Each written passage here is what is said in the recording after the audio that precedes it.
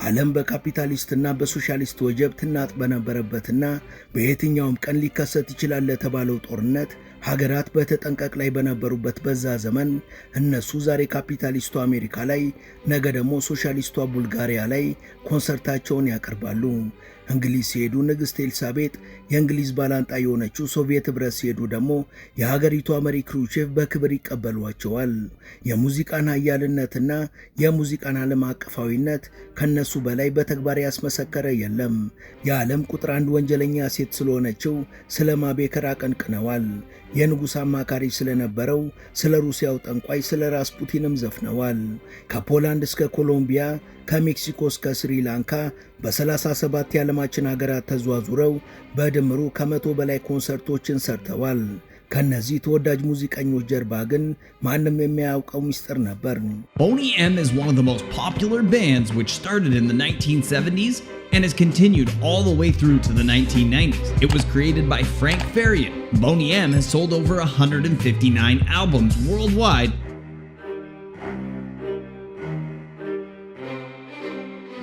ሰላም በመላው ዓለም የምትገኙ ውድ የመሿለኪያ ቤተሰቦች፣ በዛሬው መሰናዷችን በመላው ዓለም ተወዳጅ ስለነበሩ ግና በበርካቶች ስለማይታወቀው ሚስጥራቸው እናወጋችኋለን።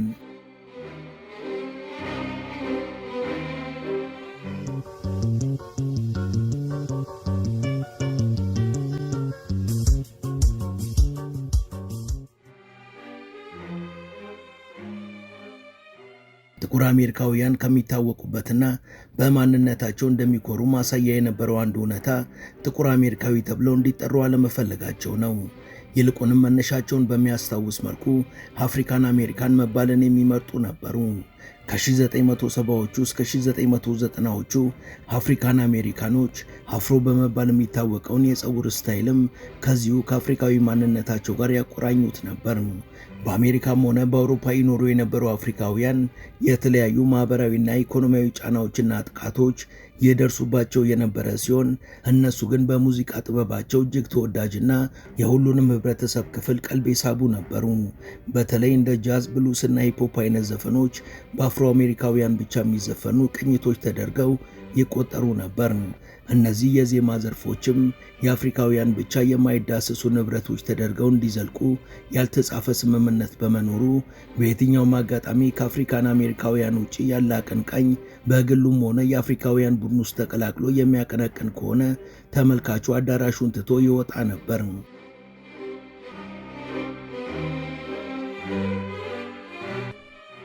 ቆየት ብሎ ደግሞ በአፍሪካውያን የተፈጠረውና በተለይ ወጣቶች ከእንቅስቃሴ ጋር የሚያዜሙት ራፕ የተባለው የሙዚቃ ዘይቤ ደግሞ ከአሜሪካ አልፎ መላው ዓለምን ተቆጣጥሯል።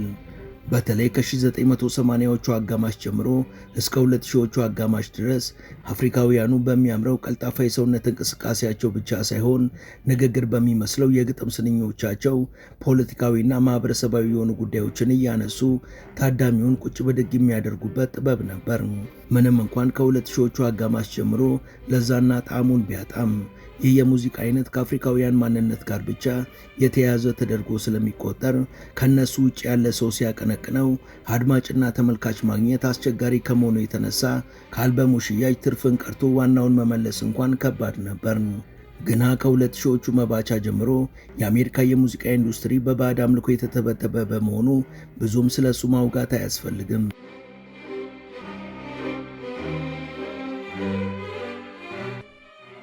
ስለ ዓለማችን ተጽዕኖ ፈጣሪ ሙዚቀኞች ሲወሳ አፍሮ የፀጉር ስታይል የሚያዘወትሩትና ቦኔምስ በመባል የሚታወቁት ሙዚቀኞች ተጠቃሽ ናቸው።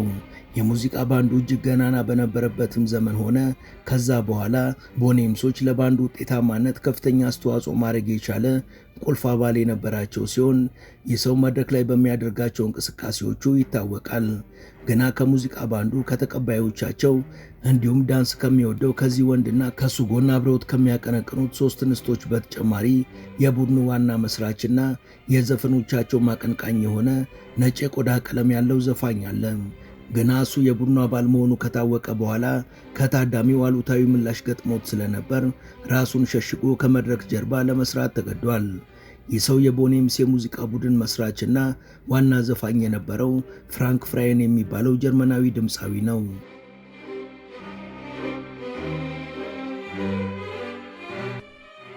የግሩፕ መጀመሪያ ላይ ስሙ ቦኔም አልነበረም። ይልቁንም ቦኔም የሚለው ስማቸው በአጋጣሚ የተፈጠረና የአንድ ነጠላ ዘፈን ርዕስ የነበረ ሲሆን ዘፈኑ በአድማጭ ዘንድ በመወደዱና አድናቂዎች ቦኔም የሚባል የዘፋኞች ቡድን እንደነበረ በመስማታቸው በየሀገራቱ መጥተው እንዲያቀነቅኑ ግብዣዎች በመበራከታቸው ምክንያት የዘፈኑ ደራሲና አቀንቃኝ የሆነው ፍራንክ ፍራየን 5 አባላትን መርጦ ይህን ዝነኛ የሙዚቃ ቡድን ሊያቋቁም ችሏል። ፍራንክ ፍራየን ጀርመናዊ የፖፕ ሙዚቃ አቀንቃኝ የነበረ ሲሆን በ1941 በጀርመንና በፈረንሳይ ድንበር መካከል ተወልዶ ያደገ ነው።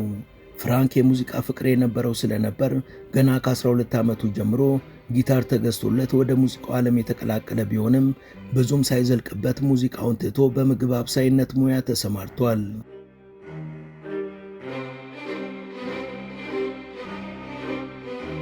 ፍራንክ ፍራየን በትርፍ ጊዜው ድንበር ላይ ከነበሩ የአሜሪካ ወታደሮች ጋር ጊዜውን ያሳልፍ ስለነበር የአፍሪካ አሜሪካውያንን የንግግርና የዘፈን ዘይቤ ከማወቅ ባሻገር የቤተሰብ ናፍቆት ያሰቃያቸው ለነበሩ ወታደሮች እየዘፈነ ያዝናናቸው ነበር። በምግብ አብሳይነቱ የተወሰነ ጊዜ ቆይቶ ዳግም ወደ ዘፋኝነቱ የተመለሰው ፍራንክ 2 አልበሞችን ከመስራቱ በተጨማሪ ራሱ የደረሳቸውን ዘፈኖችንም በቴሌቪዥን ማቀንቀን ጀምሮ ነበር። ገና በአፍሪካን አሜሪካኖችና በካሪቢያኖች እንደሚቀነቀን የሚታወቀውን የሙዚቃ ዘውግን በማቀንቀኑ ምንም ተቀባይነትን ሳያገኝ በመቅረቱ ወደ ስቱዲዮ ተመልሶ የፕሮዲውሰርነት ስራውን ጀመረ። ፍራንክ ሙዚቃ ይደርስና ፕሮዲውስ ያደርግ የነበረ ሲሆን የሚታወቀውም በፖፕ የሙዚቃ ስልት ነበር። በአንድ አጋጣሚ ግን ዲስኮ የተሰኘውን የሙዚቃ ቅኝት ፕሮዲውስ ያደረገ ሲሆን በሙዚቃ ውስጥ 8 ጊዜ የሚደጋገምና ያፈነገጠ የሚመስል ስንኝ ስለነበረ ስሙን ጠቅሶ ዝናውን ላለማጣት ሲል የዘፈኑን ስያሜ ቦኔም ብሎ ሰየመው።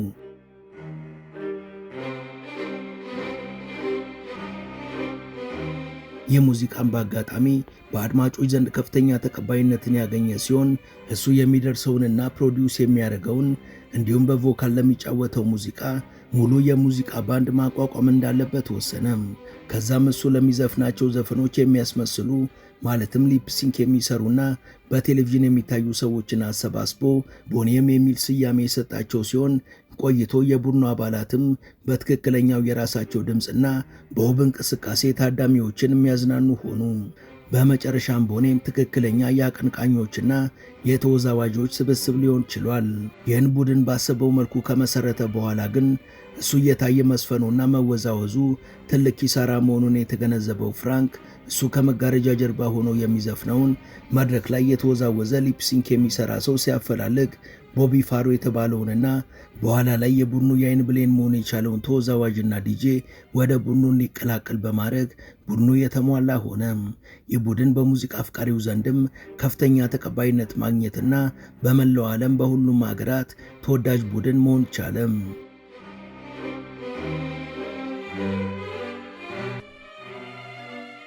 ቦኔሞች ከበርካታ ሀገራት ግብዣ ይቀርብላቸው የነበረና የገንዘብ አቅማቸውም የጠነከረ ነበር።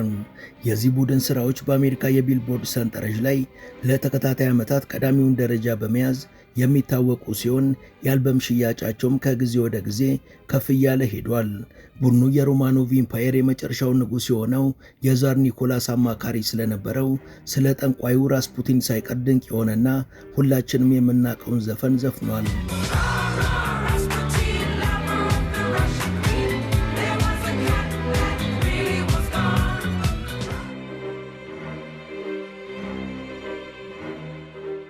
ቦኔሞች በወቅቱ በመላው ዓለም ተወዳጅ የነበሩ ሲሆን ሩሲያዎችም እዛ ሄደው ኮንሰርት እንዲሰሩላቸው በተደጋጋሚ ይጠይቋቸው ነበር።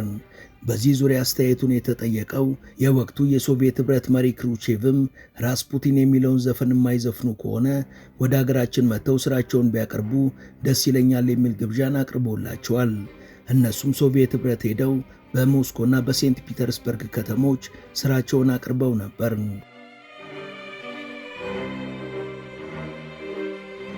ውድ ተመልካቾቻችን ተረካችንን እዚህ ድረስ ከተከታተላችሁት ዝግጅታችንን እንደወደዳችሁት እርግጠኞች ነን። ከእናንተ የሚጠበቀው ቻናሉ የበለጠ እንዲያድግ አንድ ጊዜ ሰብስክራይብ ማድረግ ብቻ ነው። እናም ሰብስክራይብ እንድታደርጉ አስታውሰን ተረካችንን እንቀጥል። ቦኔሞች ከቱርክ እስከ አይርላንድ ከስሪላንካ እስከ ቡልጋሪያ በአጠቃላይ 37 ሀገራት ላይ በርካታ ኮንሰርቶችን ማድረግ የቻሉና ለበርካታ ዓመታት ያለማንም ተቀናቃኝነት የዓለም የሙዚቃ ኢንዱስትሪ ላይ የነገሱ ናቸው። ቦኔሞች በመድረክ አዘገጃጀታቸው፣ በመብራት አጠቃቀማቸውና እንከን በማይወጣው ውዝዋዜያቸው ታዳሚውን የሙዚቃው አካል ሆነው እንዲዝናና የሚያደርጉ ነበሩ።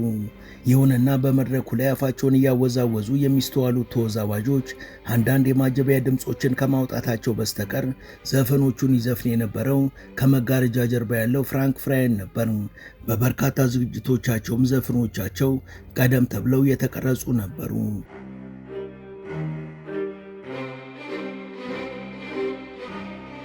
የዚህ ቡድን መስራች ፍራንክ ፍራየን በኤልቪስ ፕሪስሊ ሙዚቃ ምክንያት የአብሳይነት ስራውን በመተው ነበር ያለውን ገንዘብ ሁሉ የሙዚቃ ስራው ላይ ለማዋል የወሰነው። በ1975 ቦኔም በሚል ስም የለቀቀው ቤቢ ዱ ዩ ዋና ዳንስ የተሰኘው ዘፈኑ ባልተጠበቀ መልኩ ተወዳጅ መሆኑን ተከትሎ እፎይታ የተሰማው ፍራንክ ቦኔም የሚለውን ስም ያገኘው ከአንድ የአውስትራሊያ የወንጀል ምርመራ ፊልም ነበር። ይህ ዘፈን በተለይ በቤልጅየም እና በሆላንድ እጅግ ተወዳጅ መሆኑን ተከትሎ በእነዚህ ሀገራት ያሉ የሙዚቃ አፍቃሪዎች ቦኔም የሚለው ዘፈን በሀገራቸው እንዲቀርብ መወትወት ከጀመሩ በኋላ ነበር ፍራንክ 4 የካሪቢያ ዘፋኞችና አንድ ማይክ የተባለ አባልን የያዘ ቡድን ያዋቀረው። ከዛ በኋላ ግን አባላቱ ቋሚ እስኪሆኑ ድረስ በየጊዜው መቀያየራቸው ግድ ነበር። ሁለቱ ጃማይካውያንና የቀድሞ ሞዴሏን ጨምሮ በተለይ ደግሞ ቦቢ ፋሮ በቋሚነት ቡድኑን ከተቀላቀለ በኋላ ግን የቡድኑ የአልበም ሽያጭ ጣሪያ ነክቷል።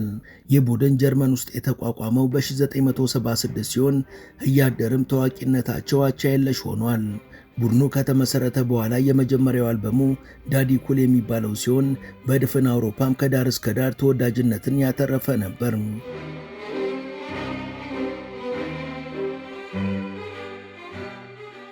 በ1977 ላቨርሴል የሚባለው አልበማቸው የተለቀቀ ሲሆን አልበሙ በአሜሪካ ከምርጥ 10 አልበሞች ውስጥ የተካተተ ሲሆን በእንግሊዝ የሙዚቃ ሰንጠረዥ ላይም ሁለተኛ፣ በአየርላንድ ደግሞ አንደኛ ደረጃ ላይ ተቀምጦ ነበር።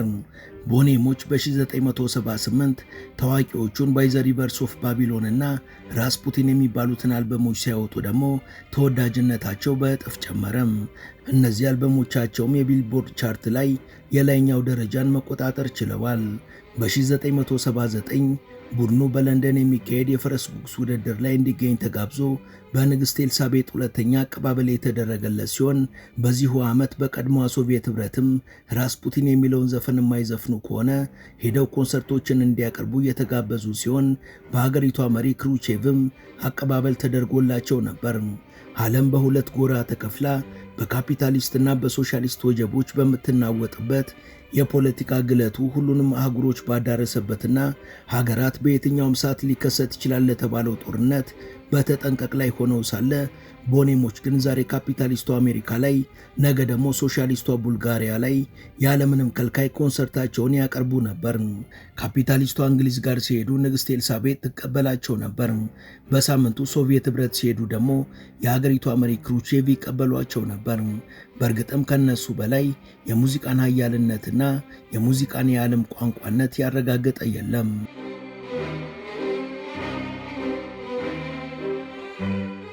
ቦኔሞች በተከታታይ ያወጧቸው አልበሞች ተወዳጅነታቸውም ሆነ የሚያስገኙ ገቢ በእጅጉ ከፍተኛ የነበረ ቢሆንም በቡድኑ መካከል ግን ውስጡን ከገንዘብ ጋር በተያያዘ የሚነሱ ቅሬታዎች ነበሩ። የባንዱ ኃላፊ ፍራንክ በወቅቱ በፕሮዲውሰርነት ይሰራ ስለነበር የበርካታ ድምፃውያንን አልበም ፕሮዲውስ አድርጓል። ይሁን እንጂ አልበማቸውን ፕሮዲውስ ያደረገላቸው ዘፋኞች በሙሉ ከፍራንክ ጋር በነበራቸው የቢዝነስ ግንኙነት ደስተኛ እንዳልነበሩና ከአልበማቸው ሽያጭ 9 ከመቶ የሚሆነውን ብቻ እንደሚያገኙ ከተናገሩ በኋላ በቦኔሞች ውስጥ የነበረውም ጭቅጭቅ እየጋለ መጣ። በ1980ዎቹ እያደገ ከመጣው የኢንዱስትሪው ፉክክር ጋር ተያይዞም የአልበም ሽያጫቸው ገቢ የቀነሰ የመጣ ሲሆን በ1981 ደግሞ የቡድኑ የአይን ብሌን የነበረው ቦቢ ፋሮ ቡድኑን ለቆ በመውጣቱ የቡድኑ ተቀባይነት ቀነሰ። ፍራንክ ቦቢ ፋሮውን ለመተካት ያደረገው ሙከራ መርቂ ስላልነበር ቦቢ እንደገና ተለምኖ እንዲመለስ የተደረገ ቢሆንም እሱ ግን ደስተኛ አልነበረም። ድምፁ እንዲቀረጽ አለመደረጉም ይቆጨው ነበርና በዚህ ዙሪያ ፍራንክን አናግሮት መስማማት ባለመቻላቸው እንደገና ቡድኑን ለቆ ወጥቷል።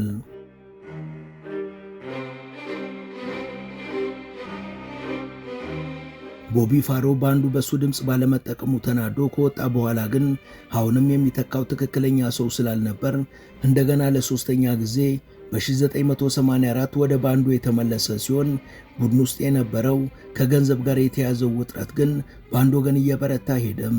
ፍራንክ ደግሞ ከቀረጻና ከፕሮዳክሽን በርካታ ሚሊዮን ዶላሮችን ይሰበስብ ነበር። በፍራንክ ላይ ያለው ቅሬታም ከቦቢ ፋሮ አልፎ በሴቶቹም ዘንድ መንጸባረቅ ጀመረ። በፍራንክ በኩል የሚታየው ኢፍታዊ የሆነ የገቢ ክፍፍልም ምሬቱን ጨምሮባቸው ነበርና ቦቢ እንደገና በ1986 ቡድኑን ለቆ ወጥቷል። ቦቢ ቡድኑን ለቆ ሲወጣ ላይ መለስ ነበርና ቦኔም የተባለው የድንቅ ቡድንም በእጅጉ ተንኮታኮተ። ቦቢ ለወትሮ እንደሚያደርገው ከ3 ወር በኋላ ይመለሳል ተብሎ ቢጠበቅም ሳይመለስ ቀረም። በ1978ም ሊመለስ ነው የሚል ጭምጭምታ ቢወራም ቦቢ ግን የውሃ ሽታ ሆኖ ቀርቷል።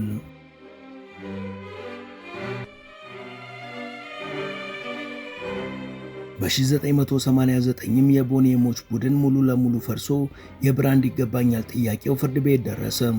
ከዛም ለእያንዳንዱ አባል በአካባቢ የተወሰነ የባለቤትነት መብት መሰጠት በመቻሉ ጭቅጭቁ መብረድ የቻለ ሲሆን ቦቢ ፋሮም በግሉ ሕይወቱን መምራት ጀመረም። ሚስት አግብቶም 2 ልጆችን የወለደ ሲሆን የቦኔም ባለቤትነትን ግን በፍራንክ መከልከሉን እስከ ረጅም ጊዜ ይፋ ሳያወጣው ቆይቷል። ቦቢ ፋሮ ግልፍተኛና ችኩል ባህሪ ስለነበረው ከሚስቱ ጋር በተፈጠረ ጸብ ሚስቱን ደብድቦ በእሳት ሊያቃጥላት በመሞከሩ በ1994 ተከሶ እስከ 2000 በእስር ቤት ቆይቷል። ቦቢ ከእስር ከተፈታ በኋላም በየሀገሩ እየተዘዋወረ የድሮቹን የቦኔም ዘፈኖችን በሊፕሲንክ እየሰራ ኮንሰርት እያቀረበ ቆይቷል። በቦቢ መለየት ተበታትነው የቀሩት የቦኔም አባላትም ለረጅም ጊዜ ሳይገናኙ ቆይተው አንድ ቀን የሚያገናኛቸው ጉዳይ ተፈጥሯል። ይህም በ2011 የተከሰተው የቦቢ ፋሮ ህልፈተ ሕይወት ነበር። የ61 ዓመቱ ቦቢ ፋሮ በሩሲያ ኮንሰርት ሲያሳይ ቆይቶ ባረፈበት ሆቴል ውስጥ ሞቶ የተገኘ ሲሆን የሞቱ ምክንያትም የልብ ድካም ነው ተብሏል። ስርዓተ ቀብሩም በሆላንድ የተደረገ ሲሆን በወቅቱ ሁሉም የቦኔም አባላቶች በስፍራው ተገኝተው ነበር።